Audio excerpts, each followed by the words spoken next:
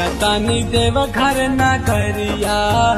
पैदल बुला तका डगरिया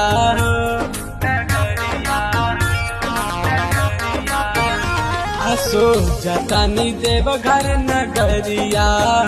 पैदल बुला तका डगरिया जयगन साली जानी छेका गेट के जयगन साली जानी छेका गेट के